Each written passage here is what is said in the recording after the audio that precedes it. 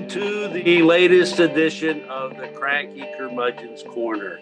My name is Paul Thomas, and tonight, the January 6th Select Committee, and I want to introduce our guest tonight. Hello, Judy. Welcome, Samantha.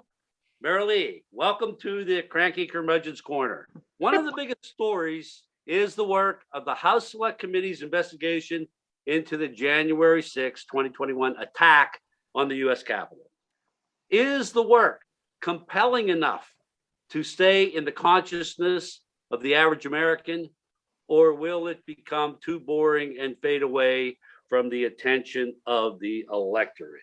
Judy. Well, we do have short attention spans, but I have been paying attention as to whether we will continue. I'm not sure. I'm not sure what percentage of the population is paying attention now. So I'm not sure how much information we're actually getting about what the committee is doing, as opposed to what the problems are with some of the witnesses. You're not really sure as to whether it's going to remain a front page news item then? You know, it might get more newsy depending on who they call. I mean, I'm pretty sure if Ivanka is called, we will be paying attention. Sam, what do you think about that? Yeah, I'm with Judy on this one. I believe it does have staying power, but you will need to start hearing some bigger name that's going to hold people's interest. You know, I have a 17-year-old and a 16-year-old, and they'd never heard of the January 6th committee as of last week. Do your kids watch any news at all? If they haven't heard about this, they pay attention to the news at all? They will, in the morning for the 15 minutes I have it on, they'll sit with me. But really, these kids, my kids, they get their news from YouTube, YouTube pundits, people that they like, and that's who they listen to. So if those people aren't talking about it, my kids are not getting it. The relevant people and the designers of the insurrection, those will be the people that keep us interested. Okay, Marilee, Sam says that if we have celebrities in front of the attention of the committee, then it'll probably be more apt to keep the attention of the viewer. What do you see? I mean, I personally find it extremely compelling, but I don't think I'm the average American. In that regard, I think it belongs to those of us who are so appalled by what happened that day. And I think the rest are in an avoidance stance, which is pretty much, GOP manufactured. But we don't get the day-to-day. And I don't know how much attention people are really giving to it. I certainly would agree, if Ivanka has to be called, I'm sorry for laughing, that would certainly draw attention. But but how it's characterized in our regular media and how it's characterized in the state or the Fox and everything else, and the YouTube. I'm not in the YouTube framework, and I understand it's an extremely different narrative. So if it results in just a written report, that could be very problematic. It could be like going the way of the Mueller report. Okay, what is the role of the media? TV, radio, print, and the internet. And are you satisfied with the reporting you have witnessed so far? Marilee, where you get these information that's keeping you attending to this story? I watch the networks that show it. So that's MSNBC, CNN, and the Washington Post. Mm-hmm. I stay abreast of it that way, but I don't know that anybody else is reporting it. Okay, are you satisfied with what you're hearing from those outlets? Oh, I want to know everything that's going on. I would like to hear all the interviews. I would be sitting front and center listening to depositions and interviews. Yeah, but we're not getting that at all. We're only getting what they leak or what they want us to have or what manages to get out. It's very controlled narrative. I think I understand why, because they don't want people getting in front of it with more lies and more obstruction and obfuscation. When you're talking about control, you're talking about not control from the news media as much as control from the committee. and what Yeah, they're I don't letting- know that the news media has anything more to report than what they're being delivered. They're not Right. sitting in the rooms, right? Right, right. What they do is they stand outside in the hallway of the Capitol building and try to catch them walking down the hallway and get their news that way. Or unless, Liz Cheney stands in front of a mic. So Sam, how about you? Yeah, I mean, I utilize pretty much every source. I watch the network news. I use quite a bit of internet. I read The Atlantic. Pretty much whenever I see something jump out from the January 6th committee, I want to read about it, of course, because they are, they're bringing subpoenas down, and that tells you who's being looked at. You asked what the role is of the press, and I would say that it is incredibly crucial. I mean, after all, a free press is how we, the electorate, know anything that goes on in our government. It is absolutely crucial that the January 6th committee stay in the press, even if it's not always the most glamorous or exciting. Absolutely, they need to be reporting it. Okay, Judy, how satisfied are you about what the media is doing with this? I do read the Post and the Times online. And I have to say, I check Facebook. And obviously, the committee is controlling information. But I was thinking more in terms of the newspaper's tendency, the media's tendency to only cover the snappy things that are happening, so that sometimes I wonder that even if the committee were releasing more information, and I don't really know what they're releasing, but I wonder if the newspapers, the media in general, would be covering the less flashy parts of what the committee is doing. That's my suspicion. And also, I have a problem generally with headlines, which usually only concentrate on the downside of things to capture our interest and sell the papers. The history of the development of the committee is worth reviewing. On February 15th, 2021, Speaker Pelosi announced a plan to create a 9/11 type commission to investigate the attack. Negotiations on the composition of the commission were conducted by House Democrat Benny Thompson and Republican John Katko. This is just in the House of Representatives. Katko included provisions demanded by Minority Leader Kevin McCarthy. However, when Trump came out against the commission's formation, McCarthy, along with most of the House Republicans, most of the rest of them, voted against it. It did pass the House. Of course, there's a Democratic majority in the House on May 19th, but died as a result of a Senate filibuster on May 28th. So instead of an independent commission, Speaker Pelosi created a special select committee whose members came from the House of Representatives with zero involvement from the Senate. Pelosi selected members and vetoed McCarthy's proposal that saboteurs Jim Jordan and Jim Banks sit on the committee. I think she already knew that Jordan was involved in the planning of the insurrection. So, how well do you believe Nancy Pelosi did her job in organizing this investigation? And what conclusions can you derive about the Republican attitude regarding the events around January 6th? Sam, I know you have Republicans in your household, so but Right. what do you think yeah, about I mean, you have to address that first, don't you? Because it's ludicrous. I mean, if that is legitimate public discourse, then I guess that at the next council meeting I go to, I need to smear some feces on the wall maybe and carry a treasonous flag to get my point across. That's legitimate public, discourse. And as to Pelosi, she's very polarizing. And a lot of that comes from, she's been there forever, but she's an exceptionally smart woman. And she does know what she's doing. And I thought really she very strategically sidestepped these Republicans who did not want this, and effectively got it done.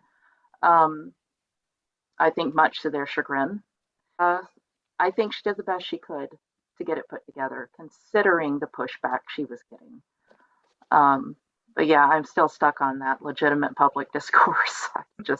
It's crazy. It can stick in your craw. Yeah, Mhm. it can.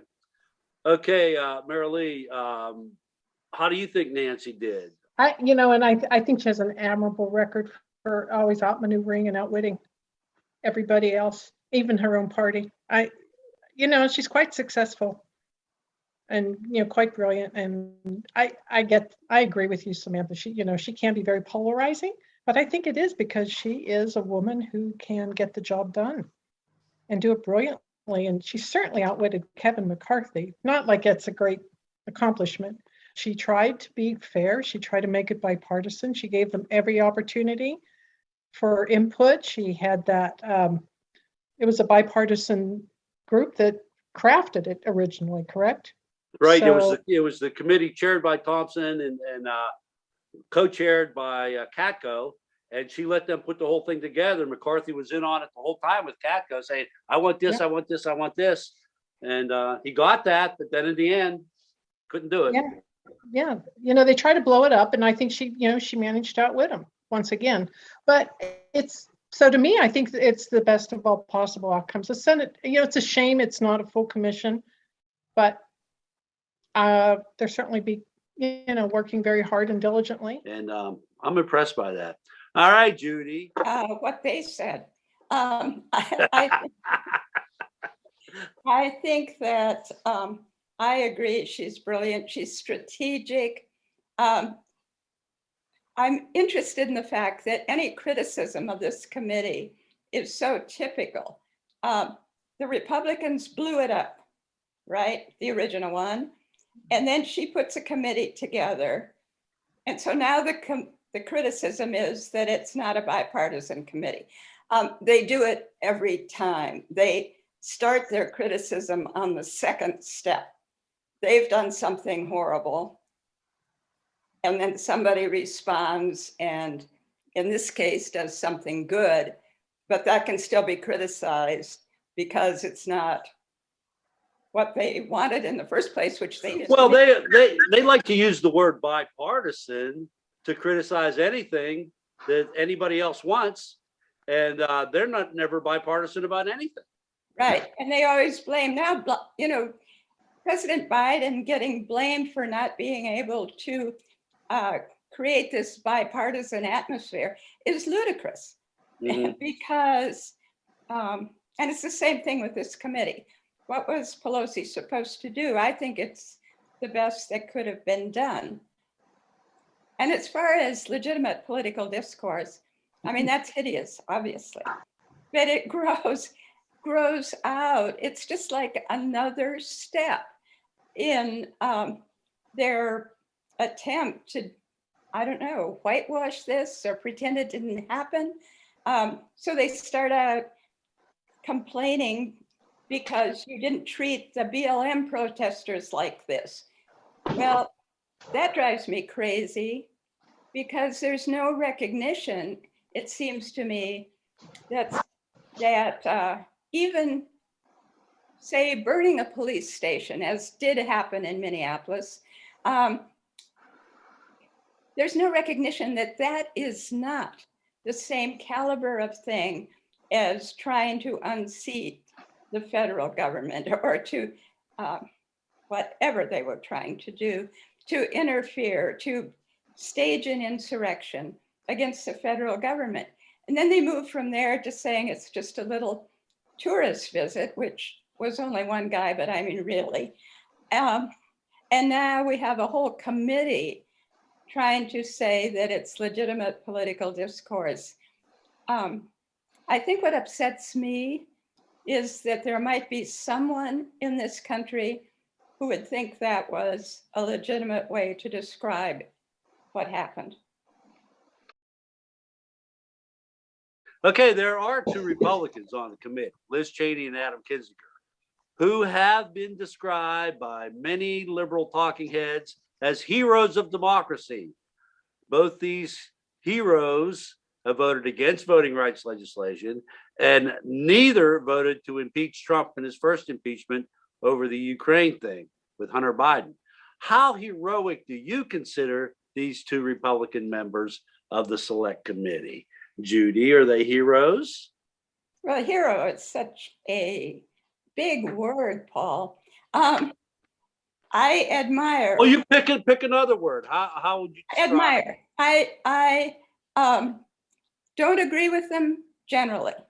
I never thought I would say anything good about anyone named Cheney from Wyoming.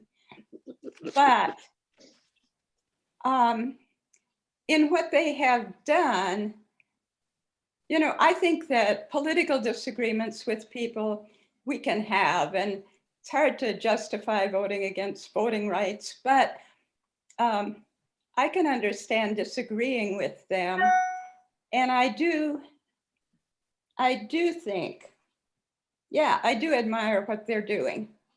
I admire when anyone can sort of step out of what is expected of them and look at the facts and take significant political risks. Kinzinger dropping out. I admire it. Okay. And I think Liz Cheney, whatever else you can say, is a very smart woman. Ooh, yeah. Yeah. So, Marilee, Judy says admirable. So what's your characterization of these two? You know, in my perfect world, what they're doing is the baseline of what any congressperson should be expected to do who's been elected to office. You know, but in the bastardization of the new GOP, they probably do fall in the framework of heroic. Mm-hmm. Because, you know, if you're just one of the patsies, I mean, it's just tragic. It's tragic. And when you look back at Watergate, if it wasn't for the GOP standing up to their president, what would have happened? And today, you know, they're the only two. I mean, these two have really had to fight every day for what they're doing. I mean, they really have. And so, you know, I agree completely with Judy. It's certainly admirable. Okay, Sam, what do you say about the heroism of these two Republicans? Well, like Marley said, yeah, it's absolutely baseline of what any Republican with integrity. I hope those two things aren't completely paradoxical.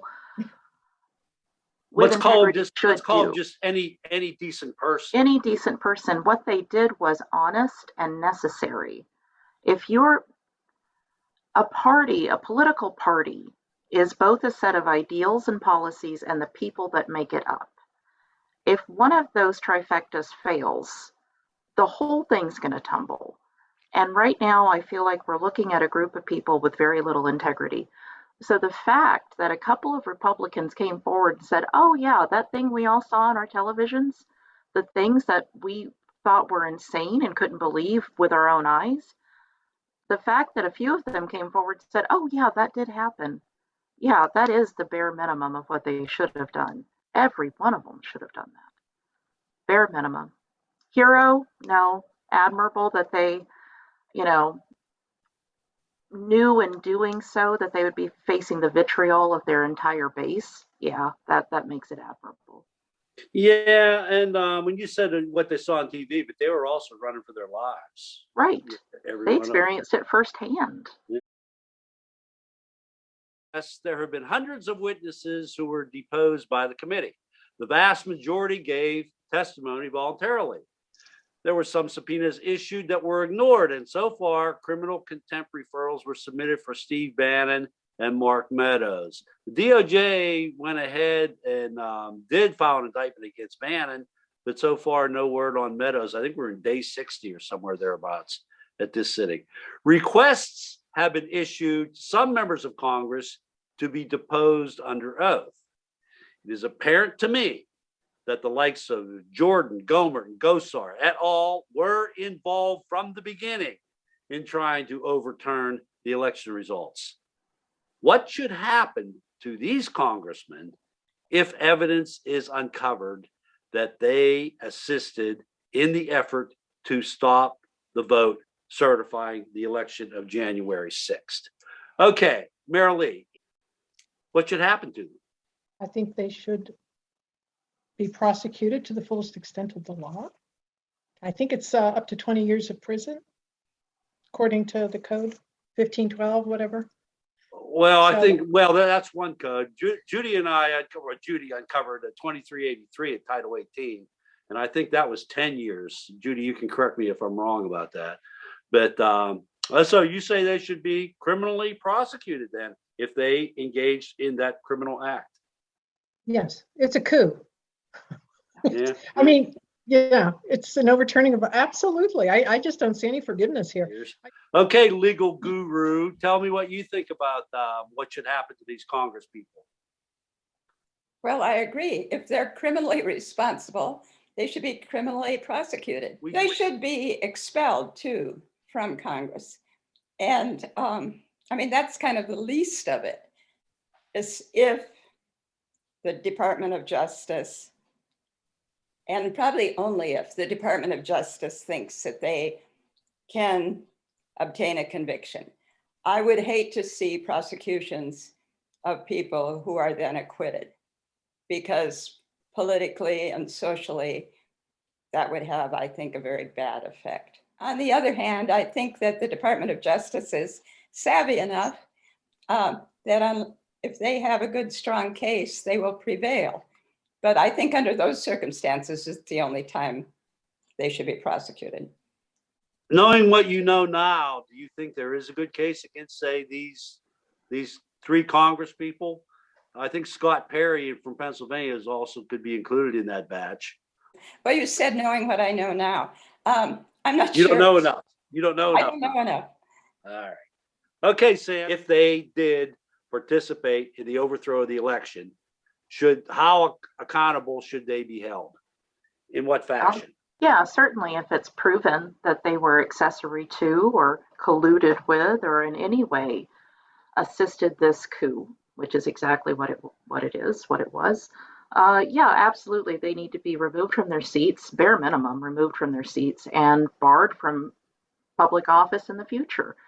Of course, if they're found guilty and prosecuted and sent to jail, I guess that kind of takes care of that part until they're released. But I believe that they should be barred in perpetuity from ever running for office again.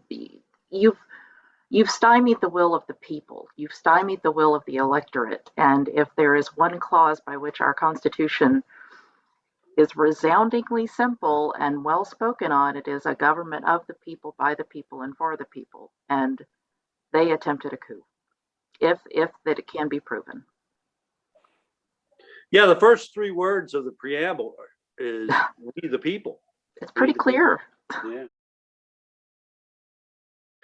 The giant elephant in this Zoom room, Attorney General Merrick Garland gave a speech on January 5th when he stated, among other things, that he would hold everyone who participated in criminal activity accountable according to the facts and the law. While many of us felt some relief when it was announced that Stuart Rhodes and 10 other Oath Keepers were indicted by a grand jury for seditious conspiracy back on January 13th, there's still a lot of concern that the top tier insurrectionists are not being held accountable and might just get away with it.